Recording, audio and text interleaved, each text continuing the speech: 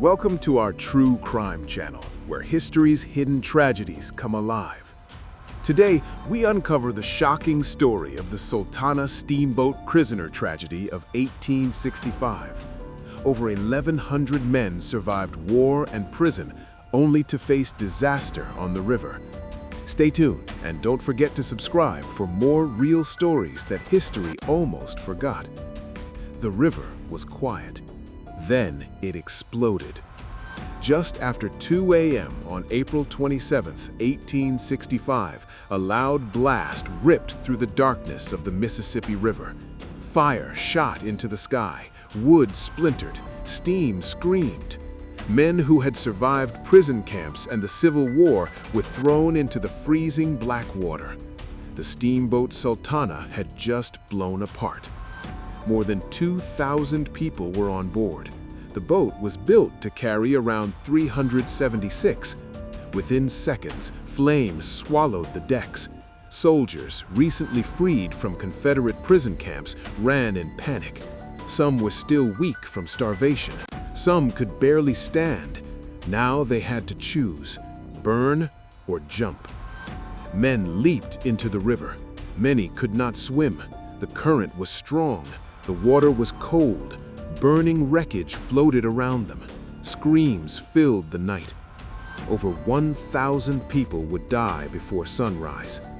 But here is the question that still haunts history. Was this just an accident, or was it something worse? To understand what happened that night, we have to go back to the end of the Civil War, back to men who had already suffered more than most people could imagine. The war was ending in April 1865. Just weeks earlier, President Abraham Lincoln had been assassinated. The country was in shock. The South was defeated. Confederate prisons were being emptied. Union prisoners of war, thin, sick, and exhausted, were finally being released. Many of these men had been held at places like Andersonville. They had survived hunger, disease, and years of pain. They had dreamed of going home. They had dreamed of hugging their families again. Now they were free. But freedom came with chaos. Transportation across the South was broken. Railroads were damaged. Roads were destroyed. Steamboats on the Mississippi River became the fastest way north. That is where the Sultana came in. The Sultana was a wooden steamboat built in 1863. She was not new, but she was active. She carried passengers and cargo up and down the Mississippi River. On paper, she could legally carry 376. But in April 1865, money and pressure changed everything. In Vicksburg, Mississippi, thousands of released Union prisoners were waiting to go home. The U.S. government agreed to pay steamboat captains for each soldier they transported north. The payment was generous. The more soldiers you carried, the more money you made. Captain James Mason of the Sultana saw an opportunity. He agreed to take hundreds of former prisoners. Then hundreds more were added. Soon the number climbed over 2,000. Men were packed shoulder to shoulder. The decks were crowded. There was barely space to sit. Many were still sick. Many were weak from months of starvation. Yet they were smiling. They believed the worst was behind them. Days before the disaster, the Sultana had another problem. One of her boilers had developed a leak. The boilers powered the ship using steam pressure. If they failed, the results could be deadly. An engineer inspected the damage. The safest choice would have been a full repair. That would take time. Time meant losing passengers. Time meant losing money. Instead, temporary patches were made. The boat continued its journey. The river was high from spring flooding. Debris floated in the current. The Sultana struggled against the swollen Mississippi. On April 26, 1865, she stopped briefly in Memphis, Tennessee. Some passengers got off. Others stayed on board. The boat was still dangerously overloaded. Around 2 a.m., as most passengers slept on crowded decks, the Sultana pushed north against the current. Then came the blast. 3 of the 4 boilers exploded almost at once. The force tore through the center of the ship. The upper decks collapsed. Fire spread instantly. Men who had survived prison starvation now burned alive. Some were blown into the river by the explosion itself. Others crawled across flaming wood trying to find a way out. Imagine surviving months in a prison camp. Imagine dreaming every night of home.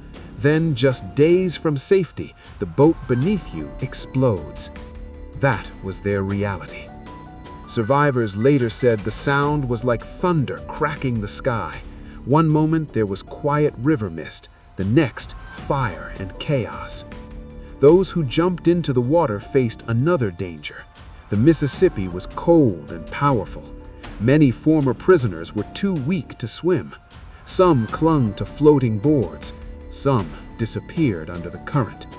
On shore, people heard the explosion. Rescue boats rushed out at sunrise, but by then, hundreds were already gone. Bodies floated for miles. The official death toll is believed to be around 1,168. That makes the Sultana disaster the deadliest maritime accident in United States history. And yet many Americans have never heard of it. Why? Because just days earlier, the nation was focused on the assassination of President Lincoln. Newspapers were filled with war headlines and national mourning. The Sultana tragedy was pushed aside. But questions remained. How could a boat built for 376 carry over 2,000? Why were the boilers not fully repaired? Was it simple greed? Was it negligence? Or was there something more? Some later rumors suggested sabotage. Others blamed poor engineering and overcrowding. Official investigations pointed to faulty boiler repairs and dangerous overloading. But no one was ever properly punished. Captain James Mason died in the explosion. The government officials who approved the overcrowding faced little consequence. Families waited for sons who never came home. Wives stood at docks that stayed empty. Parents who had already feared prison camps now faced a new grief. The war had ended, but for these families, the suffering did not. And here is the painful truth. Many of the men who died had already survived the worst prison camps of the Civil War. They had beaten starvation. They had beaten disease. They had endured brutal confinement, only to die on a boat meant to carry them home. The river kept their secret for years. The story faded from headlines, but survivors never forgot the sound of that explosion. As the flames rose into the night sky, one question echoed in the darkness. Could this disaster have been stopped? In the next chapter, we will follow the survivors who clung to life in the freezing river and uncover the investigation that tried to explain how freedom turned into one of America's greatest tragedies. Because what investigators found may shock you even more than the explosion itself. And the truth about responsibility is still debated to this day. If you think the war ended in April 1865, think again. For the men on the Sultana, the final battle had just begun. Men were still screaming when the fire reached the water. Burning pieces of the Sultana rained down into the Mississippi River. The night sky glowed orange. Survivors clung to broken wood, fighting the current, fighting the cold, fighting the fear that this was how their story would end. Some men had just fallen asleep minutes before the explosion.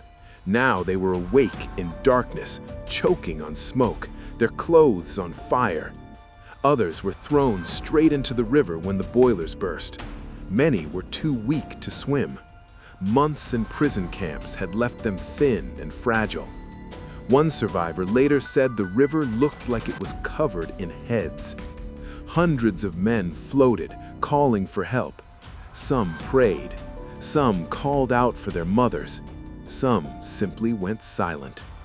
The Mississippi in late April was cold enough to steal your breath. The current was fast because spring floods had swollen the riverbanks. Trees and debris rushed past. Burning wood from the Sultana drifted among the survivors.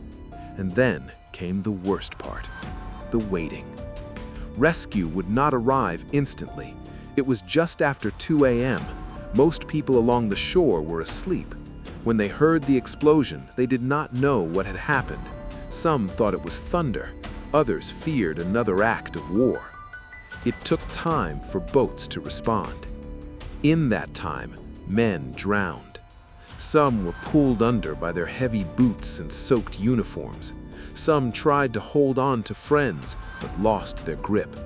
Some were too exhausted to keep fighting the current. One young soldier had survived a Confederate prison camp for months. He had dreamed of seeing his wife again. He had written her letters about coming home soon.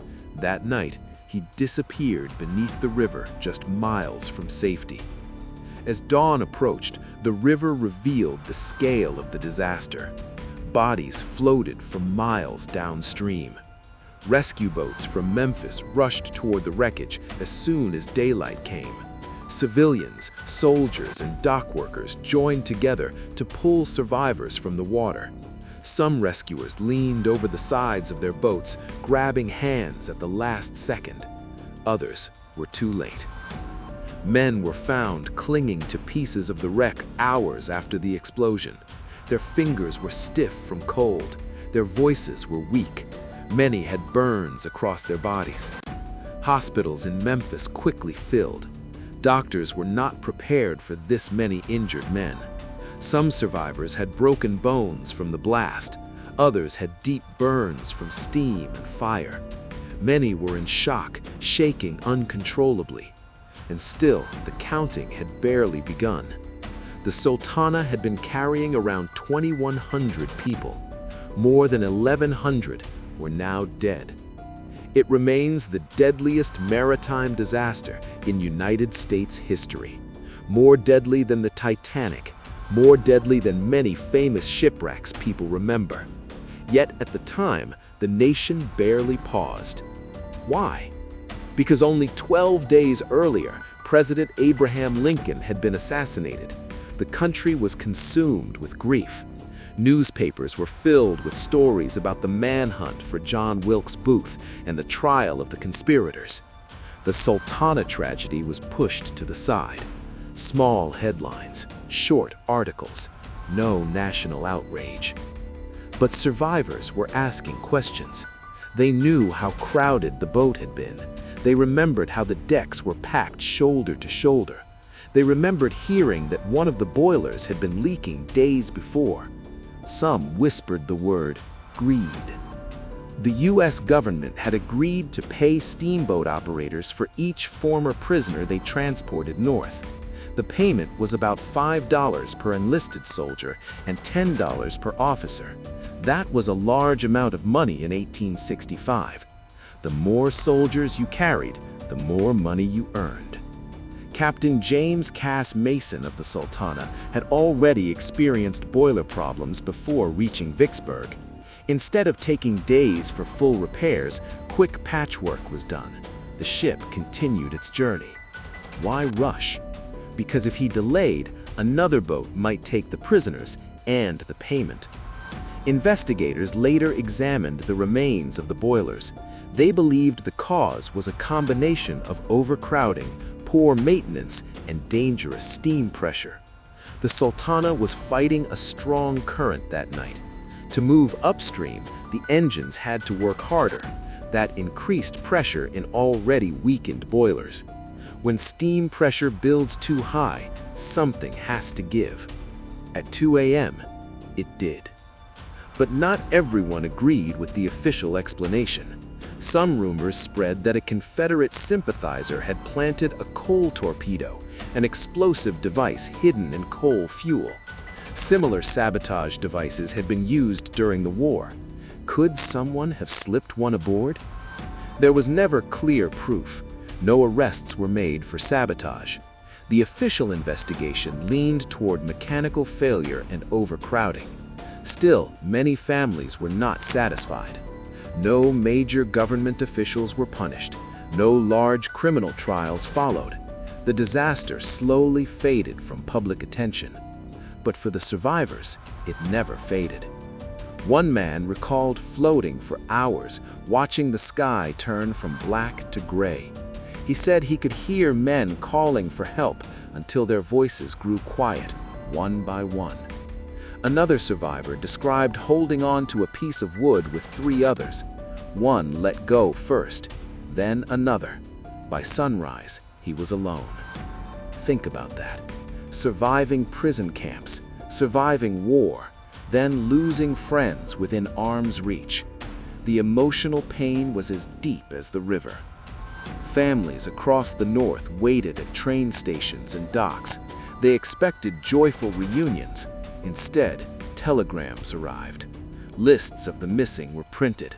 Names were crossed out. Many bodies were never identified. Some were buried in mass graves near Memphis. The tragedy left hundreds of children without fathers. Wives became widows just weeks after celebrating the end of war. Parents who had prayed through years of battle now faced silence. And yet, the story drifted away. Why do some disasters stay in memory while others disappear? Was it because the country was exhausted from war? Was it because the victims were already seen as lucky for surviving prison? Or was it because too many powerful people would have been blamed if the truth had been pushed harder? The Sultana disaster sits in a painful space between accident and accountability. Yes, the boilers were damaged. Yes, the boat overloaded. Yes, there was pressure to move quickly. But who allowed more than 2,000 weak, recovering prisoners to board a ship built for 376? Who signed off on that decision? Those questions still echo. In the weeks after the disaster, Congress held hearings. Testimony was given. Engineers explained boiler systems. Survivors described the overcrowding. But no major criminal convictions followed. The Civil War had just ended. The country wanted healing, not another scandal. So the Sultana became a footnote. But imagine being one of those men in the water that night. The war is over. You survived Andersonville. You endured hunger. You endured disease. You endured confinement. And then, just days from home, you are thrown into fire and freezing water. The river does not care about victory. It does not care about peace. It only takes. And as investigators closed their reports and newspapers moved on, one truth remained. More Americans died on the Sultana than on the Titanic. Yet most school books barely mention it. Why? That question will lead us into the final chapter. Because what happened after the disaster, the way memory faded, the way responsibility dissolved, may be just as powerful as the explosion itself. And the forgotten names of the Sultana still wait to be remembered. In Chapter 3, we uncover how this tragedy was nearly erased from history and how survivors fought to keep the truth alive. Because sometimes the greatest crime is not just what happened, but what the world chooses to forget. The river kept moving. By the time the sun fully rose over the Mississippi on April 27, 1865, the flames were dying. Smoke drifted across the water. Charred pieces of the Sultana floated slowly downstream. The screaming had stopped. What remained was silence. More than 1,100 people were dead. Survivors sat on riverbanks wrapped in blankets, staring at the water. Some were burned, some were shaking from cold, some could not speak at all. They had survived prison camps, they had survived the explosion, but now they faced something harder to understand. Why did this happen? And who would answer for it? In the days that followed, Memphis turned into a city of grief. Hospitals were filled with wounded soldiers. Temporary morgues were set up. Bodies were lined up for identification. Many could not be recognized. Faces had been burned. Uniforms were gone. Lists of the dead were written by hand. Telegrams were sent north. Families who had already celebrated the end of the Civil War now received another message. Not victory, not reunion, but loss. One mother in Ohio had prepared a welcome dinner. She had not seen her son in 2 years. He had survived a Confederate prison camp. She believed the worst was over. Her son was on the Sultana. He never made it home. Across the North, stories like hers repeated again and again. And yet, something strange was happening. The nation was not talking about it. Just 12 days before the disaster, President Abraham Lincoln had been assassinated. The country was focused on mourning him. Newspapers were filled with updates about the capture of John Wilkes Booth. There were national funerals. There were speeches. There was shock. The Sultana tragedy, even though it killed more Americans than many battles, was pushed to the inside pages. Small headlines, short reports. No loud national demand for justice. Survivors noticed. They began telling their own stories. Some described the overcrowded decks, packed so tight that men could barely lie down. Others spoke about the leaking boiler that had been patched instead of properly repaired. Many talked about the strong river current and how the engines had struggled against it. They believed the disaster could have been prevented. So what did the government do? An official investigation was launched. Military officers and engineers examined the wreckage. Witnesses were questioned. Survivors testified. The findings pointed to 3 main causes. First, overcrowding. The Sultana was built to carry 376 passengers. It was carrying around 2,100. Second, poor boiler maintenance. Temporary repairs had been made days earlier instead of a full replacement. Third, dangerous steam pressure. To fight the powerful river current, the engines had worked harder, raising pressure inside weakened boilers. When steam builds up inside a closed system, it becomes explosive. That is exactly what happened. But here is where the story becomes uncomfortable. No one was truly punished. Captain James Cass Mason died in the explosion, so he couldn't be tried. Some government officers had approved the transport payments that encouraged overcrowding, but they faced little consequence. There were no major criminal convictions, no high-level resignations, no public trial that satisfied grieving families. The country was tired of war. Leaders wanted stability. They did not want another scandal. So the Sultana slowly faded. But survivors refused to forget. In the years after the disaster, survivors gathered for reunions. They shared memories. They read the names of the lost. They reminded each other that what happened on the Mississippi mattered. They knew the truth. These were not just numbers. They were men who survived prison camps, men who endured starvation in Confederate camps, men who believed that freedom meant safety. Instead, freedom became fire. For decades, the Sultana tragedy remained mostly unknown outside survivor circles. History books gave it only a few lines. Schools rarely mentioned it. The story was overshadowed by the end of the Civil War and Lincoln's assassination. But facts don't disappear just because headlines move on. More than 1,100 lives ended in a single night. That makes the Sultana disaster the deadliest maritime accident in United States history. More deadly than the Titanic, more deadly than many famous shipwrecks that people talk about today. So why do so few people know its name? Some historians believe timing is the answer. The nation's attention was elsewhere. Grief for Lincoln filled every newspaper column. The war's end dominated conversation. Others believe there was another reason. If the full story had been pushed harder, it might have exposed uncomfortable truths about greed and responsibility. The government had agreed to pay per soldier transported. That payment system created pressure to overload ships. Overloading led to disaster. Admitting that would mean admitting failure at a time when the country wanted hope. So the Sultana became a shadow in history.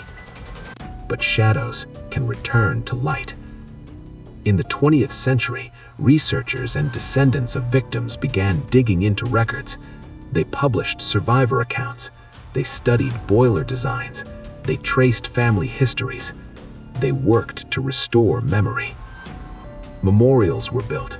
Names were read aloud again. The story began to rise from the river's silence. And when you listen closely to survivor testimonies, you hear something powerful.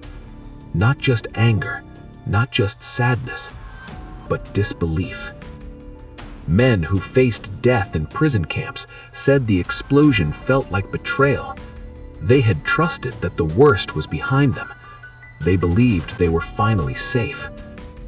That trust was shattered at 2 a.m. Imagine standing on a crowded wooden deck, laughing with friends about going home. Imagine talking about food you want to eat, people you want to see. Then the world explodes beneath your feet. That moment changed everything. The Sultana tragedy teaches a painful lesson. Surviving one disaster does not protect you from the next. Freedom does not always mean safety. And sometimes, the final chapter of a war is written not on a battlefield, but on a river. Today, historians still debate small details. Was there a hidden explosive device? Was sabotage possible? Most evidence supports mechanical failure and overcrowding. But the deeper question is not about how the boilers burst. It's about why the ship was allowed to carry so many weak, recovering prisoners in the first place. That question still echoes. And maybe that's why the story matters, because it forces us to look at responsibility. It forces us to ask whether urgency and profit were placed above human life. And it reminds us that history is not only about famous names like presidents and generals. It is also about ordinary men and women who survived prison camps, who dreamed of home, and who vanished into a river just days before peace truly began. The Mississippi still flows past the place where the Sultana exploded. It does not remember the fire. It does not remember the screams, but we can. The Sultana Steamboat prisoner tragedy of 1865 was not fiction. It was real. It was documented. It was one of the deadliest disasters in American history. More than 1,100 lives ended in a single night, and for years, their story nearly disappeared. Now you know. And when you hear about the end of the Civil War, remember this. For hundreds of former prisoners, the war did not end with surrender. It ended in fire, steam, and dark river water. If this story moved you, share it. Remember their names. Keep the memory alive. Because the greatest tragedy is not only how they died, but how close the world came to forgetting them. A name almost erased. For years after 1865, if you asked Americans about the worst disaster of the Civil War era, most would not say Sultana. They would talk about battles. They would talk about President Lincoln. They would talk about victory and defeat. But they would not talk about the river. More than 1,100 people died in a single night on April 27, 1865, and yet the tragedy nearly disappeared from national memory. How does something so deadly become so forgotten? That question became the final battle for the survivors. In the years after the explosion, many of the men who lived through that night carried deep scars. Some had burns that never fully healed. Others had nightmares about fire and water. Some could not stand near rivers without feeling fear. But they also carried something else: determination. They refused to let their fallen friends vanish from history. Small survivor groups began meeting. They shared their stories. They wrote letters. They kept lists of the dead. They told their children and grandchildren what had happened. Because newspapers had moved on, politicians had moved on, but they could not. One survivor described waking up every April 27th with the same memory, the sound of the explosion, like the sky tearing apart. Another said he could still see faces in the water when he closed his eyes. The disaster had ended in hours. The pain lasted decades. Historians later uncovered records showing just how extreme the overcrowding had been. The Sultana was rated for 376 passengers. It carried nearly 6 times that number. Imagine 6 school buses worth of people squeezed into one. That was the reality. Engineers studied the boiler design. They explained how steam pressure works. When water levels inside a boiler drop too low, parts of the metal can overheat. When cool water suddenly touches overheated metal, it can cause a massive explosion. Combine that with temporary repairs and a powerful river current forcing engines to work harder, and you have a deadly situation. It was not a mystery of magic. It was physics and human decisions. The payment system encouraged speed and overcrowding. The war had just ended. Transportation systems were broken. There was pressure to move soldiers quickly, but pressure does not excuse risk. That is the part that still troubles historians. No strong criminal accountability followed. There was investigation, there were hearings, but no major punishment. The captain died in the blast. Others distanced themselves from responsibility. And so the river became a quiet witness. As years passed, the United States grew. New wars came. New disasters happened. The Sultana slipped further into the background until the 20th century. Descendants of victims began asking questions. They searched archives. They read faded documents. They found survivor letters hidden in family trunks. Slowly, the story resurfaced. Writers published books.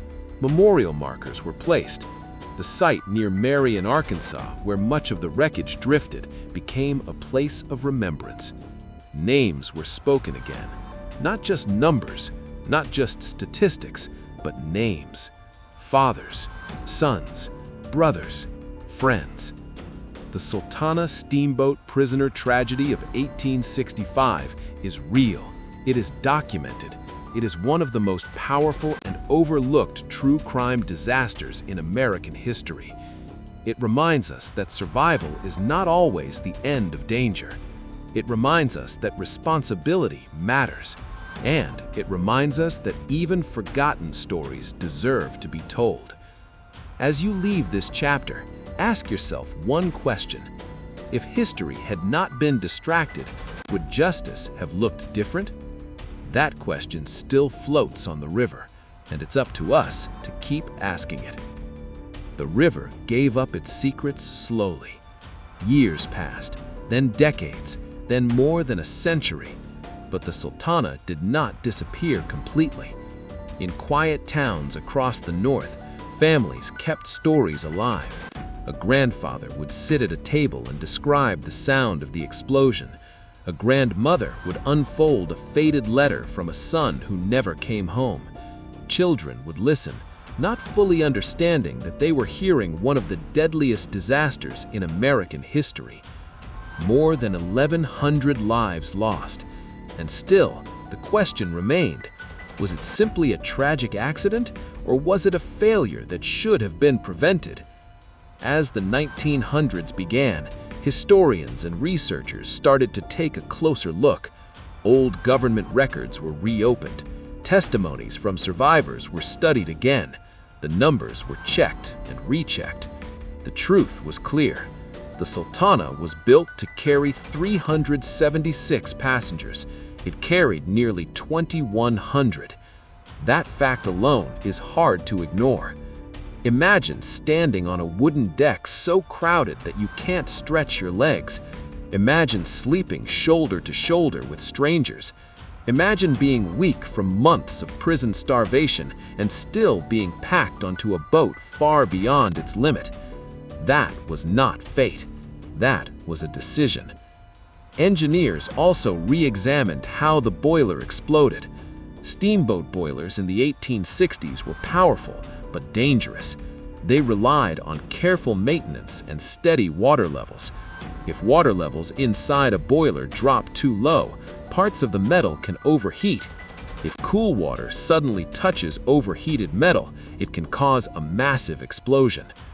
Combine that with temporary repairs and a powerful river current forcing engines to work harder, and you have a deadly situation.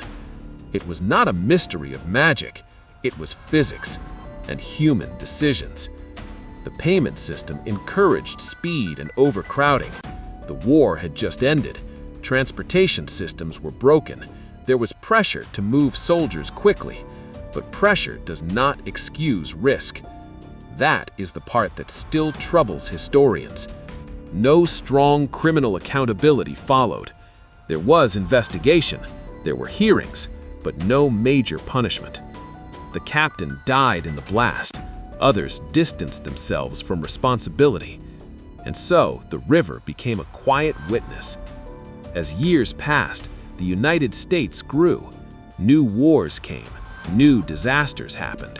The Sultana slipped further into the background until the 20th century. Descendants of victims began asking questions. They searched archives. They read faded documents. They found survivor letters hidden in family trunks. Slowly, the story resurfaced. Writers published books. Memorial markers were placed. The site near Marion, Arkansas, where much of the wreckage drifted, became a place of remembrance. Names were spoken again. Not just numbers, not just statistics, but names. Fathers, sons, brothers, friends. The Sultana Steamboat prisoner tragedy of 1865 is real. It is documented. It is one of the most powerful and overlooked true crime disasters in American history. It reminds us that survival is not always the end of danger. It reminds us that responsibility matters. And it reminds us that even forgotten stories deserve to be told. As you leave this chapter, ask yourself one question. If history had not been distracted, would justice have looked different? That question still floats on the river, and it's up to us to keep asking it. The river gave up its secrets slowly. Years passed, then decades, then more than a century. But the Sultana did not disappear completely. In quiet towns across the north, families kept stories alive. A grandfather would sit at a table and describe the sound of the explosion. A grandmother would unfold a faded letter from a son who never came home. Children would listen, not fully understanding that they were hearing one of the deadliest disasters in American history. More than 1,100 lives lost. And still, the question remained, was it simply a tragic accident, or was it a failure that should have been prevented? As the 1900s began, historians and researchers started to take a closer look. Old government records were reopened. Testimonies from survivors were studied again. The numbers were checked and rechecked.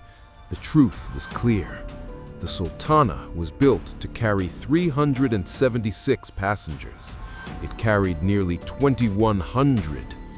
That fact alone is hard to ignore. Imagine standing on a wooden deck so crowded that you cannot stretch your legs. Imagine sleeping shoulder to shoulder with strangers. Imagine being weak from months of prison starvation and still being packed onto a boat far beyond its limit. That was not fate. That was a decision. Engineers also re-examined how the explosion happened. Steamboat boilers in the 1860s were powerful but dangerous. They relied on careful maintenance and steady water levels. If water dropped too low inside the boiler, metal could overheat. If cool water then rushed over the overheated metal, it could trigger a violent blast. Now add overcrowding. Now add a swollen Mississippi River pushing against the boat. Now add engines working harder and harder to move upstream. The pressure builds, the metal weakens, and at 2 a.m., it explodes. Most experts agree today that mechanical failure combined with overcrowding caused the disaster. There is no solid proof of sabotage. The theory of a hidden explosive device remains unproven.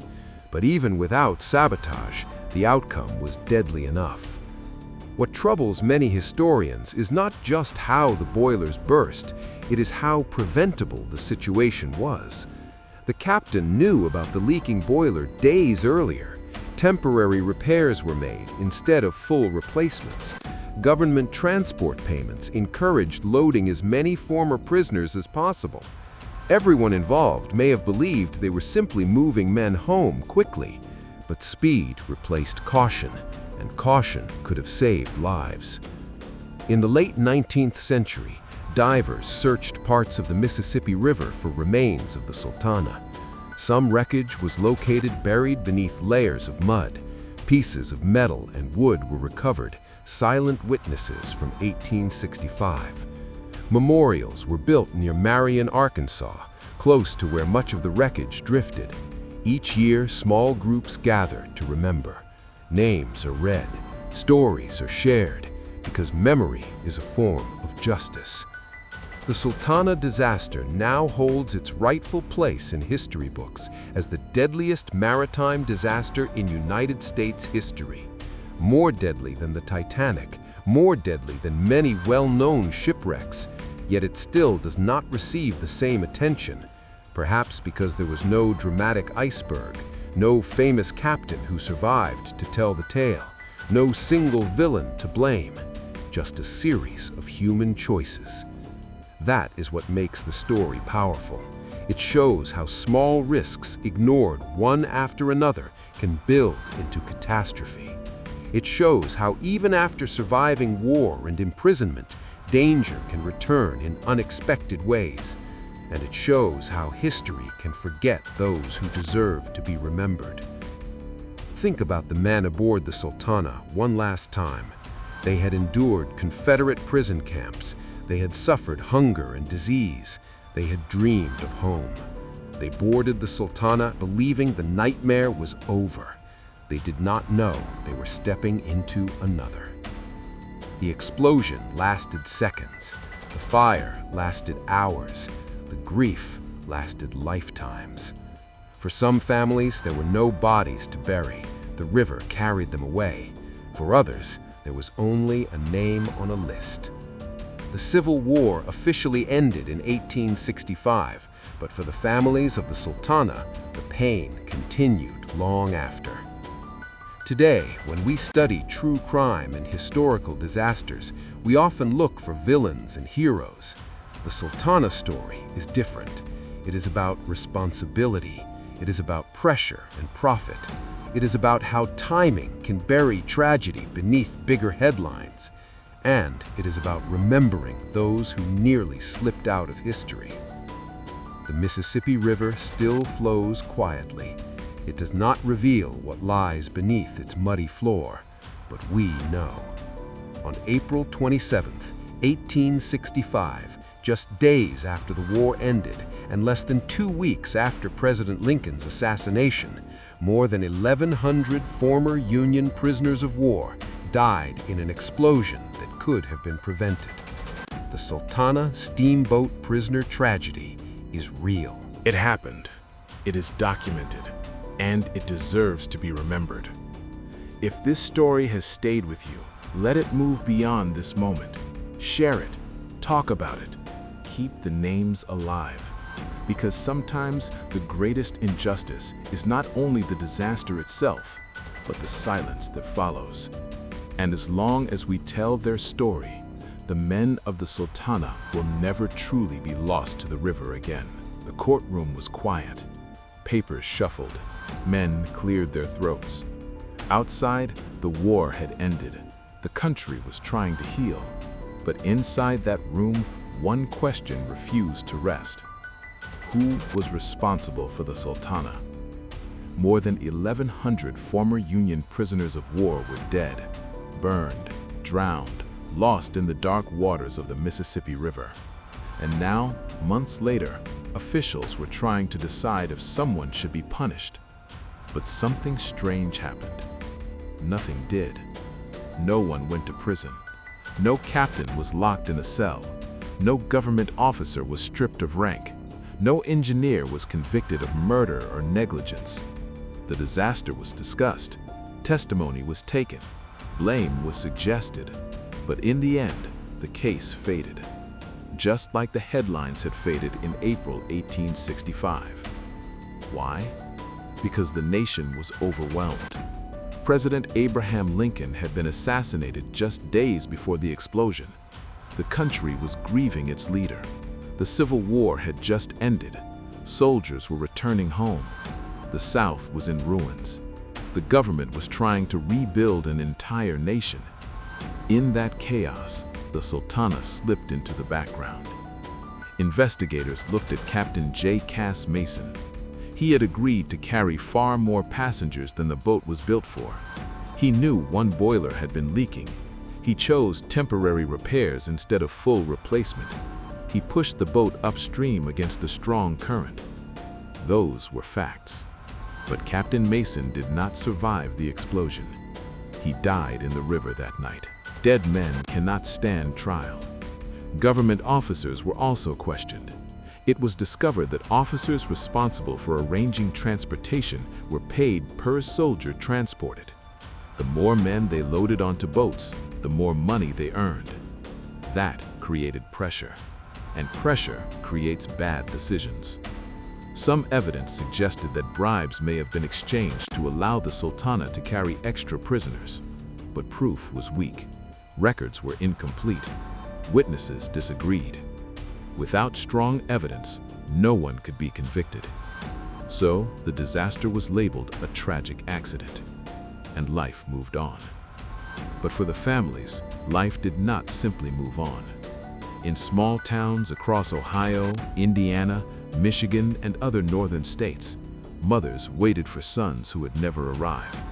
Wives waited for husbands who had survived prison camps, only to die on the journey home. Some families received letters weeks later, official notices stating their loved one had been lost in the explosion of the steamboat Sultana. Lost.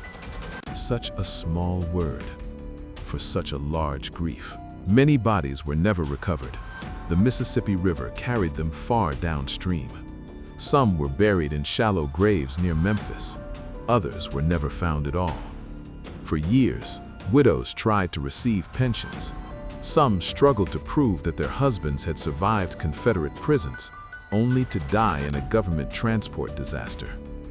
Paperwork was slow. Answers were unclear. The men had survived war, but peace failed them.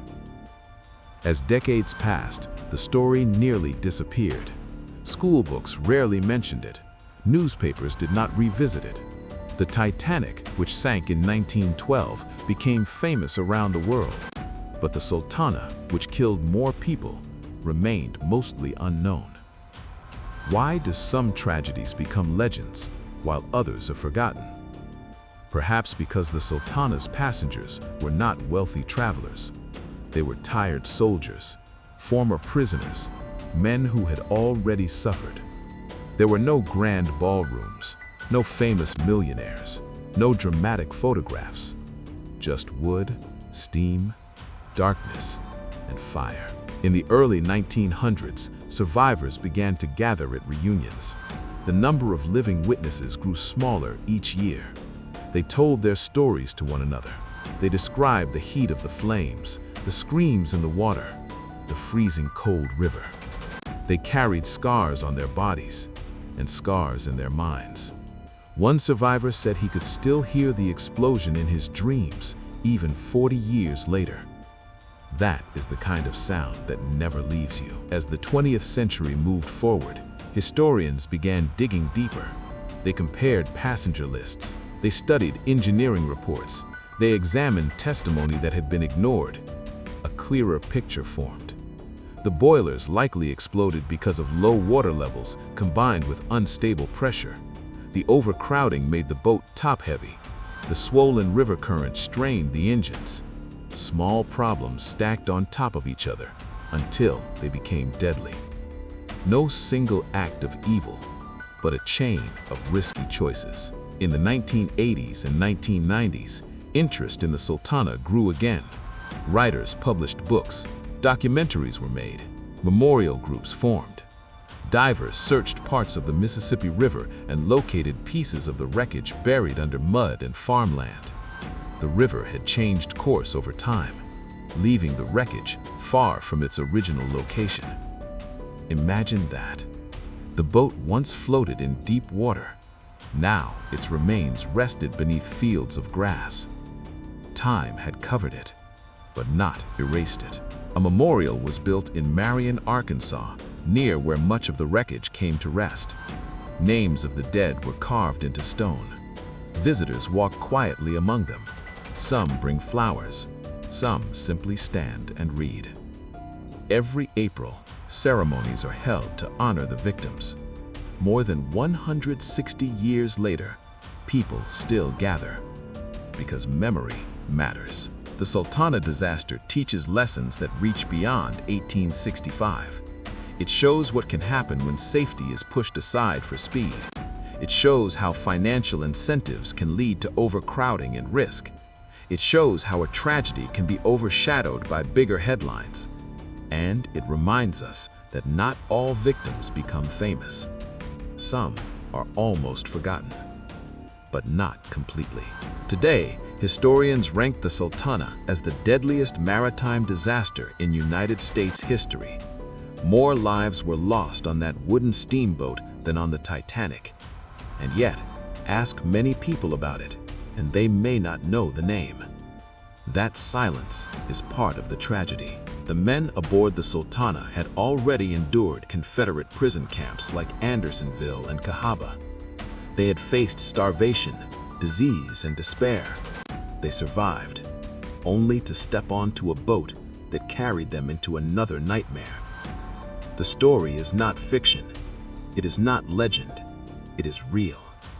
On April 27, 1865, in the dark early hours of the morning, the boilers of the Sultana exploded. Fire consumed the decks. Hundreds were thrown into the Mississippi River. More than 1,100 people died. No one was convicted. No prison sentence was handed down. The former prisoners who had finally tasted freedom were swallowed by a different kind of failure. And still, the river flows. If you stand along the Mississippi at night, you hear only water. Calm, steady, peaceful. It does not tell you about the screams. It does not show you the flames. But history does. And now, you know. The question that remains is not only what happened, it is this: how many other stories like the Sultana are still hidden beneath the surface of history? Stories buried by time, stories waiting to be remembered. And if one disaster this deadly could almost be forgotten, what else have we allowed to fade into silence? That is something worth thinking about. Because sometimes the greatest true crime is not just the tragedy itself, but how easily the world moves on. And that is where our story pauses. but the questions do not. The night was silent, too silent. More than 150 years had passed since the Sultana exploded, yet on certain April mornings, before the sun rises, people still gather near the Mississippi River. They stand in the dark, they close their eyes, and at exactly 2 a.m., they listen. They listen for a sound that no longer comes, the blast that once split the sky, the explosion that turned hope into horror. But there is only wind, only water moving slowly in the dark, and that silence feels heavy, because silence can hide guilt. Silence can hide forgotten names. Silence can hide lessons we refuse to learn. And that is where this final part of the story begins. Not with fire, not with screams, but with silence. After the investigations ended in 1865, the Sultana faded from national memory. The country moved into Reconstruction. Railroads expanded. New cities grew. Generations changed. But the families of the victims did not forget. In living rooms, the story was passed down. My grandfather survived Andersonville prison, but he died on the Sultana. The words were simple, but they carried deep pain. Many of the men who died had survived some of the worst prison camps of the Civil War, camps where food was scarce, where disease spread quickly, where men wasted away to skin and bone. They had endured hunger, they had endured fear, they had endured captivity, and when freedom finally came, it lasted only days. That is what makes the Sultana story so powerful. It is not only about a boat, it is about hope being taken away at the very last moment. Over time, historians began asking harder questions. Was greed involved? Some records suggested that officers responsible for loading soldiers were paid per head. The more men they placed on a steamboat, the more money they earned.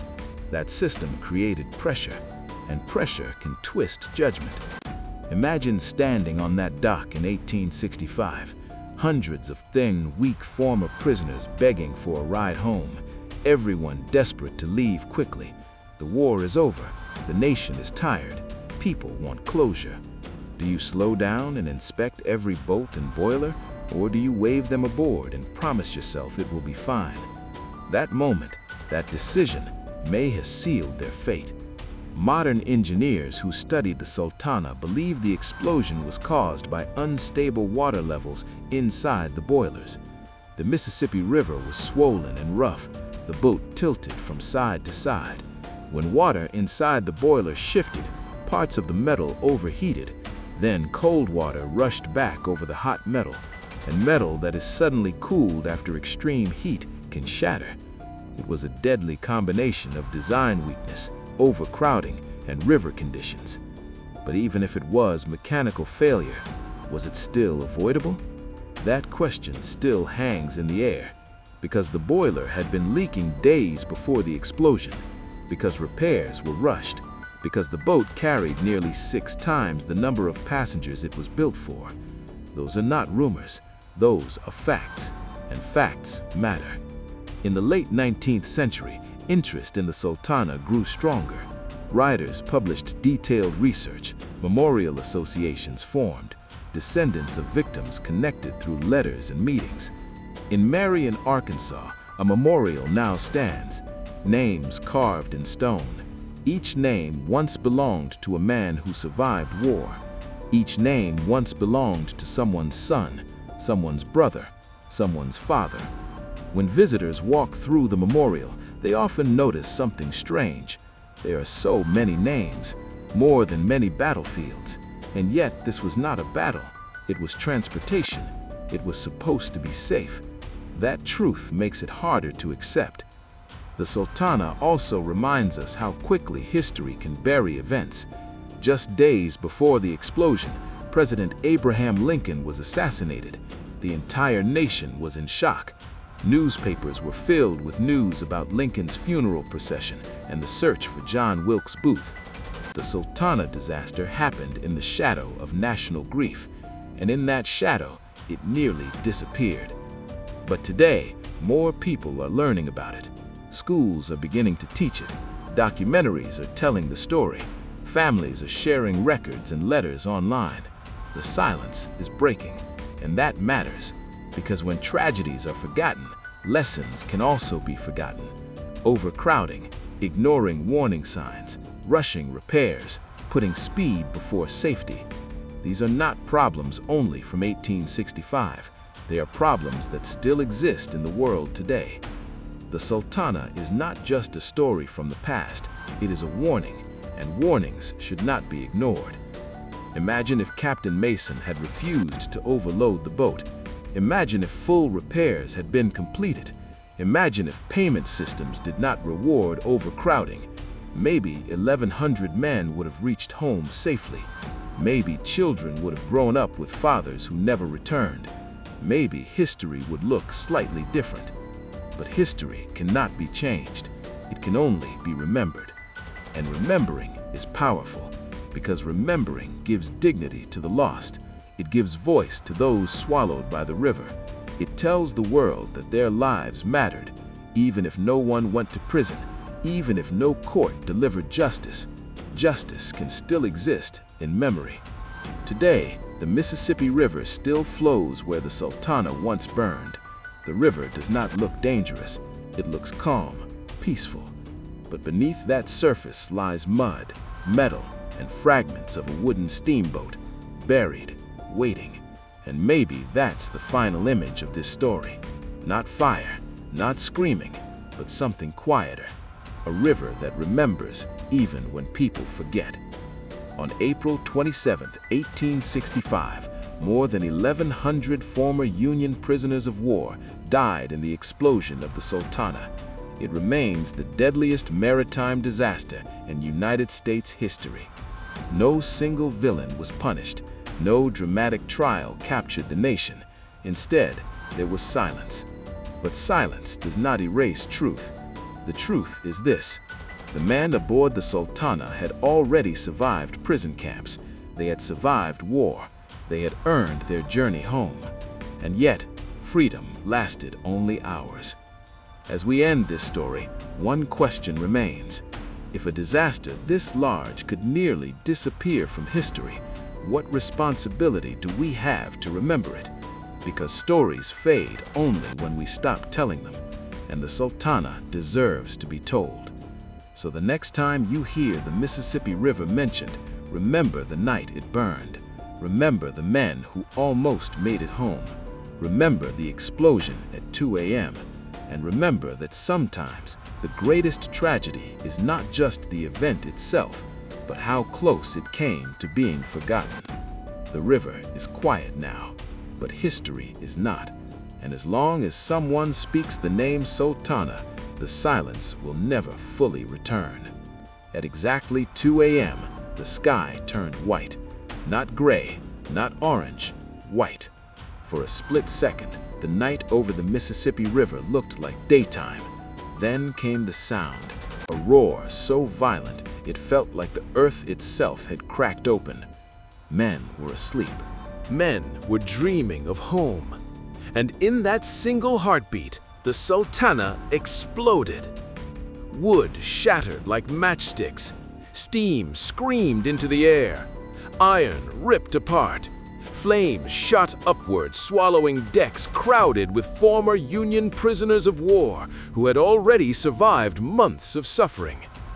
Some were thrown high into the sky. Some were crushed where they lay.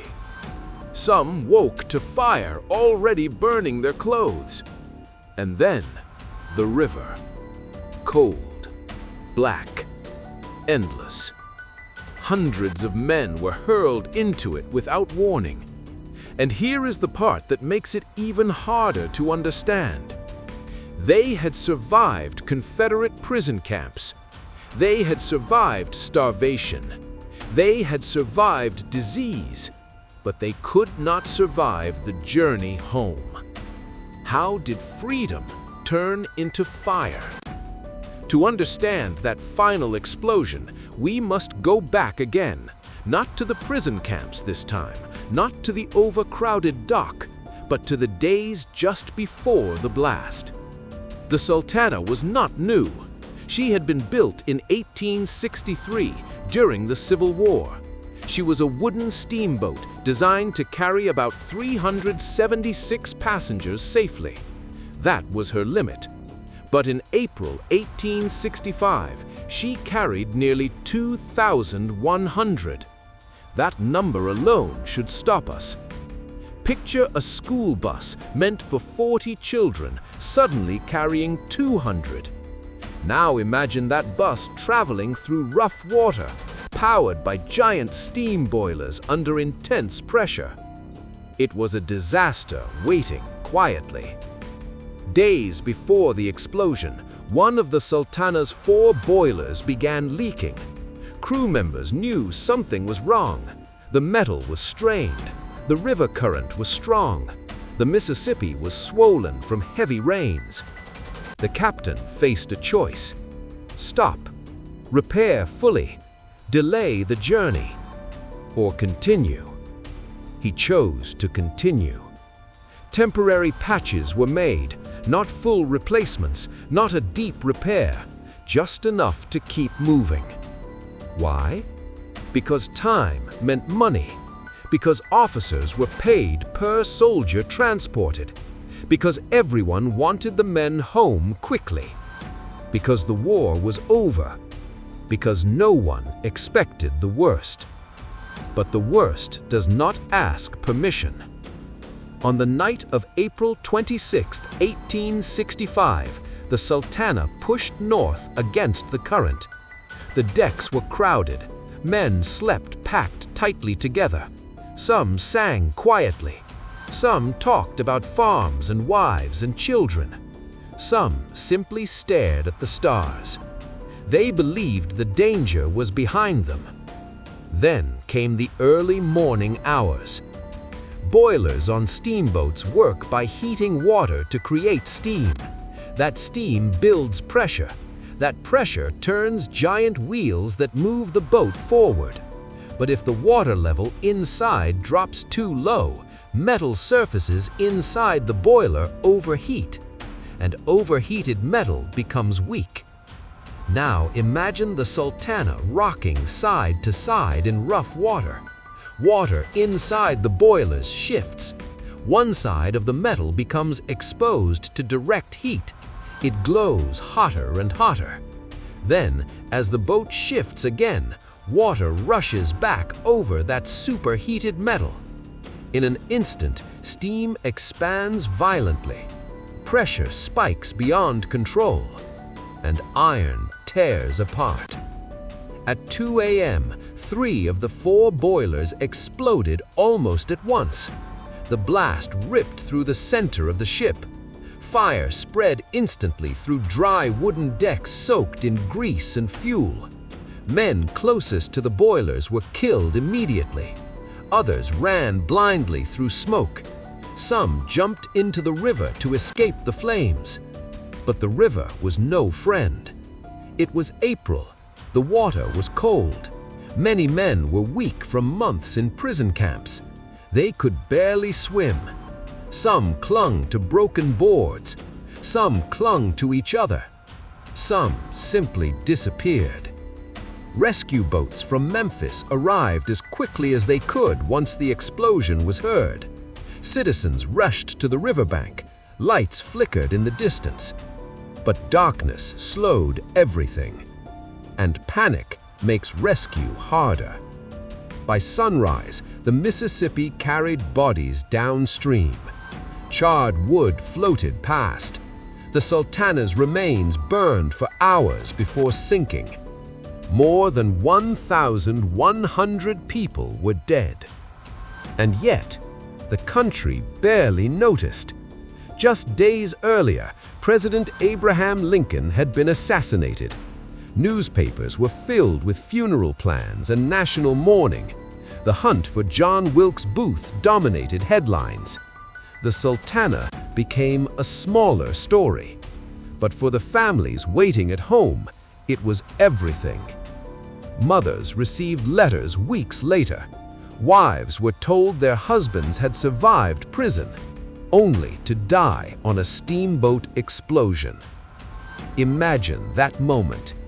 You survive war. You survive captivity. You step onto a boat, and history forgets your name. That is part of what makes the Sultana a true crime tragedy. There was no courtroom drama, no dramatic execution, no famous criminal, but there were decisions, risky decisions, overcrowding, rushed repairs, financial incentives, and those decisions led to death. Some historians believe corruption played a role. Officers arranging transport may have accepted bribes to overload the boat. Payment systems rewarded higher numbers. Though no one was fully convicted, the system itself created dangerous pressure. It was not one monster. It was many small choices. And small choices can destroy lives. Today, the Sultana is recognized as the deadliest maritime disaster in United States history. More people died on that wooden steamboat than on the Titanic. Yet most people do not know its name. That silence feels heavy, but memory is growing stronger. Memorials now stand near where the wreckage came to rest. Researchers continue to study records. Descendants of victims gather each year to honor their ancestors. The river has changed course over time. Parts of the wreck were found buried under farmland, far from today's shoreline. The boat that once carried hope now rests in mud. But the story rises again and again, because it deserves to. The Sultana steamboat prisoner tragedy was not fiction. It was not legend. It was April 27, 1865. It was 2 a.m. It was fire against darkness. It was men who had already suffered too much. And it was a reminder that freedom is fragile when safety is ignored. As we close this chapter, imagine standing by the Mississippi River at night. The water looks calm. The stars reflect softly. Nothing seems dangerous. But beneath that surface lies twisted metal. And beneath history's surface lies a story many almost forgot. The question is not only how the Sultana exploded. The question is whether we will keep remembering. Because when we remember, we honor the men who almost made it home. And when we tell their story, the silence loses its power. The river still flows. But now, you know what it carries. The river was calm the next morning. That is what makes it so chilling. After fire tore through wood, after iron shattered, after more than 1,000 men screamed in the dark, the Mississippi River moved on as if nothing had happened. Driftwood floated past, smoke thinned into the sky. The sun rose, and families hundreds of miles away had no idea that their sons, husbands, and fathers were gone. That silence is where this chapter begins. Not with the explosion, not with the fire, but with the waiting. Across the north, in small towns and farms, families were counting the days. The Civil War had ended. Confederate prison camps were being emptied. Soldiers were coming home. Trains arrived. Steamboats docked. Crowds gathered to welcome survivors. But in some towns, certain names were never called. At first, people assumed delays. The boat must be late. Maybe he stopped somewhere. Maybe the river is slow. Hope is powerful. It refuses to give up easily. But then, letters began arriving. Official notices, short, cold, simple, lost in the explosion of the steamboat Sultana. Lost, as if the river had simply misplaced them. For many families, there were no bodies to bury, no graves to visit, just paper, and silence. And in 1865, grief without a body was even harder. Identification was difficult. Records were incomplete. Some men had boarded without proper documentation. Others had been too weak even to speak their full names clearly. Chaos leaves messy records. That made the tragedy even more painful. In Memphis, where survivors were taken after rescue, hospitals filled quickly. Burn victims lay wrapped in bandages. Some could not speak. Some whispered names of wives or mothers before slipping away. Nurses worked night and day. Citizens brought food and blankets. Churches opened doors for the injured. There was kindness, but there was also overwhelm. More than 1,100 deaths is not a small disaster. It is a wave, and waves crush systems not prepared for them. Funerals were rushed. Some victims were buried in mass graves because identification was impossible. Others were laid to rest with military honors once names were confirmed. Imagine surviving months in a Confederate prison camp, places like Andersonville or Cahaba, only to be buried in an unmarked grave after a transport explosion. The cruelty feels unreal, and yet it happened. Investigations followed, but they felt weak. Government officials reviewed testimony.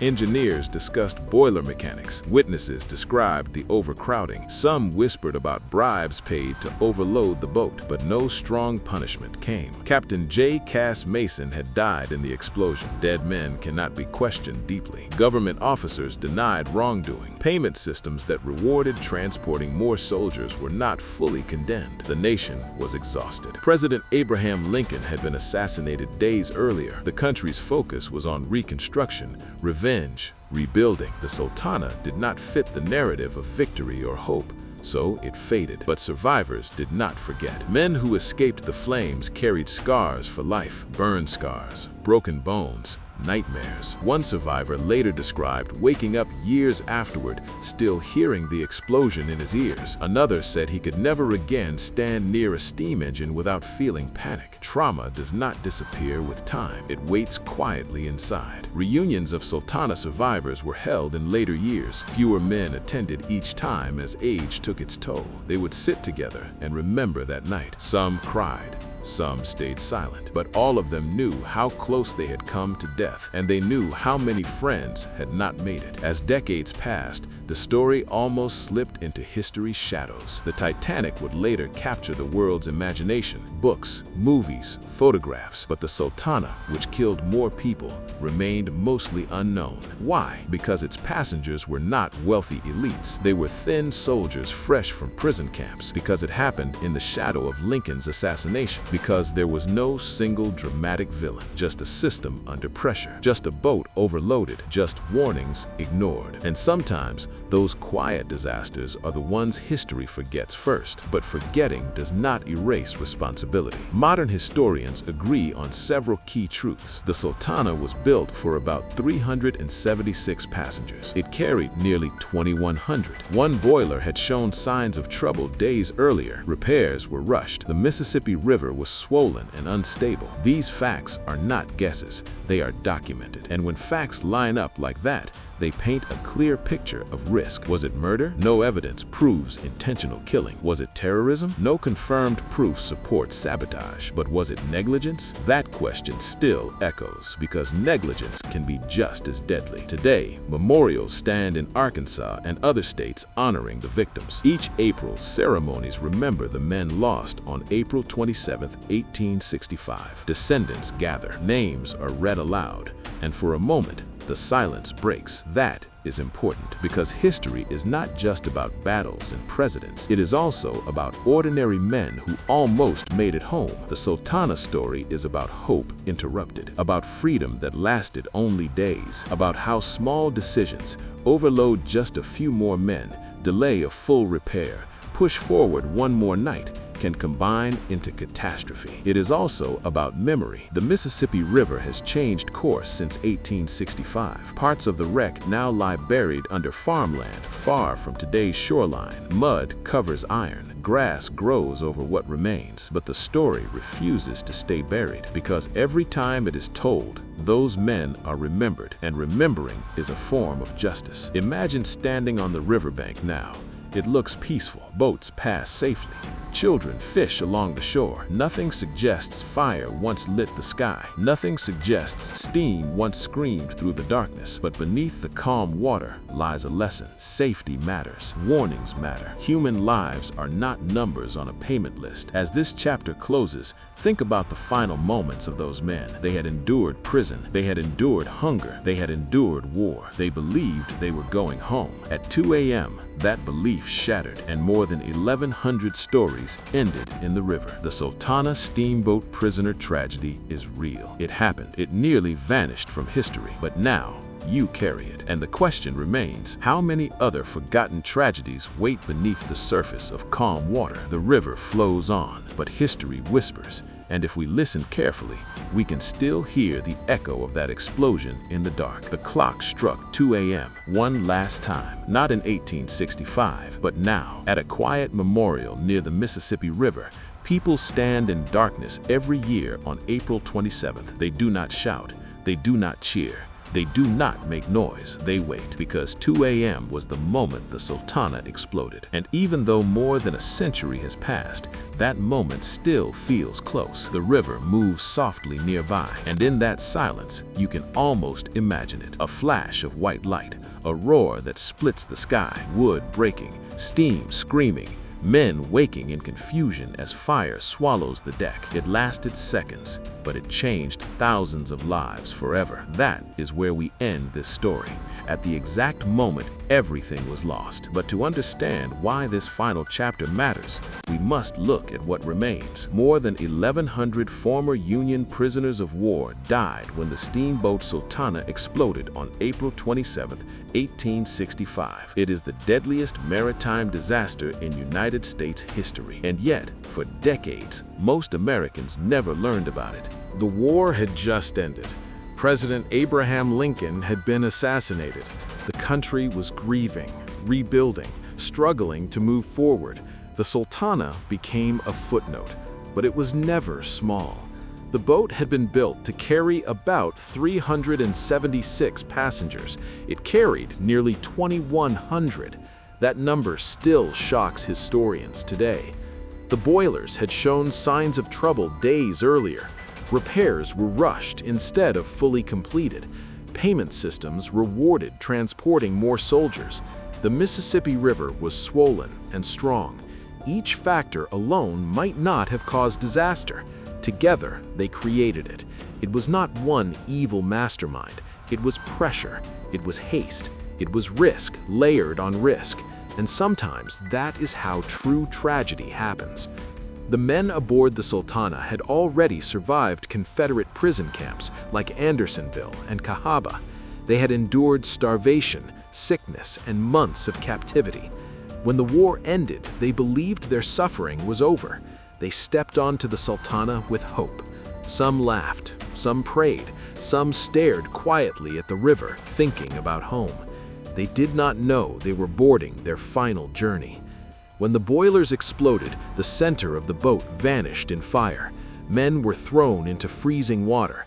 Many were too weak to swim. Flames spread quickly across wooden decks soaked in fuel and grease.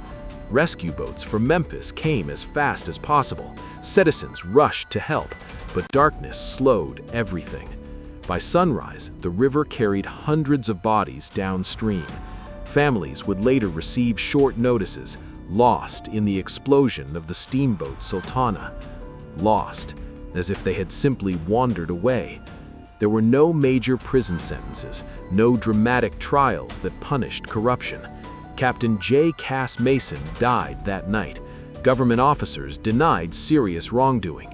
Investigations ended without strong convictions. Justice felt incomplete, but memory did not disappear entirely. Survivors told their children. Historians reopened records decades later. Memorials were built near Marion, Arkansas, where much of the wreckage drifted. Each April, names are read aloud, because names matter. Without names, people become numbers, and the Sultana was never just a number. It was 1,100 individual lives, 1,100 unfinished stories, fathers who never reached their children, sons who never hugged their mothers again, husbands who had survived prison camps only to die days after freedom. The Mississippi River has changed course since 1865. Parts of the wreck now lie buried beneath farmland, far from today's shoreline. Mud covers twisted iron. Grass grows over what remains of the hull. Nature moved on. The country moved on. But history does not fully move on. It waits for someone to listen. And now you have listened. The Sultana Steamboat prisoner tragedy is not fiction. It is not legend. It is not exaggerated. It happened. April 27, 1865, 2 a.m. 3 boilers exploded. Fire consumed a wooden steamboat packed far beyond its safe limit. More than 1,100 former prisoners of war died on the river that was supposed to carry them home. And here is the final question. If a disaster this large could nearly be forgotten, what responsibility do we carry now? To remember, to speak their names, to learn from the warning signs ignored, to understand that safety matters more than speed, to know that systems under pressure can fail in deadly ways. As this final chapter closes, imagine that quiet river once more. No fire, no screams, only water flowing under the night sky. It looks peaceful, but beneath it lies a story of hope, neglect, survival, and loss. The clock still reaches 2 a.m. every night. The river still moves, but because this story has been told, the silence is no longer complete. And as long as the name Sultana is spoken, the men who almost made it home will never fully disappear into the dark. Thank you for watching this chilling true story of the Sultana. If you want more shocking true crime and historical disasters, hit that subscribe button. Turn on notifications so you never miss a story that history tried to hide. Remember, the past has lessons, and we bring them straight to you.